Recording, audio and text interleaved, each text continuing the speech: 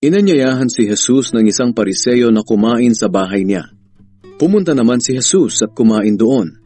Sa bayang iyon ay may isang babaeng kilala sa pagiging makasalanan. Nabalitaan niyang kumakain si Jesus sa bahay ng Pariseo.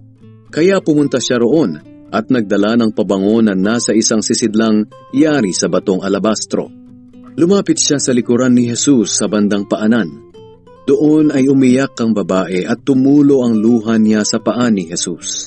Pagkatapos, pinunasan niya ito ng kanyang buhok. Hinalikan at binuhusan ng pabango.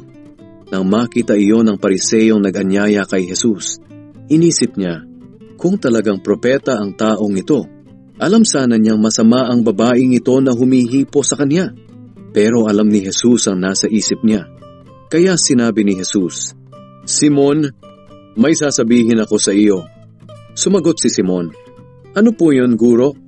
Sinabi ni Jesus, "May isang lalaking inutangan ng 2 tao. Ang isa'y umutang sa kanya ng 500 at ang isa na may 50. Nang kapwa sila hindi makabayad, pareho silang pinatawad. Ngayon sa palagay mo, sino sa 2 ang lalong magmamahal sa nagpautang?" Sumagot si Simon, "Sa palagay ko po, ang may mas malaking utang." "Tama ang sagot mo," sabi ni Jesus. Pagkatapos ay nilingon niya ang babae at sinabi kay Simon, "Tingnan mo ang babaeng ito. Nang pumasok ako sa bahay mo, hindi mo ako binigyan ng tubig na ipanghuhugas sa paa ko. Pero ang babaeng ito ay sariling luha ang ipinanghugas sa paa ko, at ang buhok pa niya ang ipinunas dito. Hindi mo ako hinalikan bilang pagtanggap, pero siya'y walang tigil sa paghalik sa mga paa ko mula nang dumating ako. Hindi mo pinahiran ng langis ang ulo ko, pero pinahiran niya ng mamahaling pabango ang mga paa ko.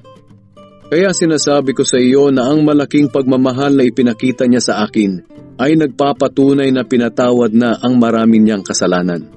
Pero ang taong kaunti lang ang kasalanang pinatawad, ay kaunti rin ang ipinapakitang pagmamahal." Pagkatapos sinabi ni Jesus sa babae, "Pinatawad na ang mga kasalanan mo."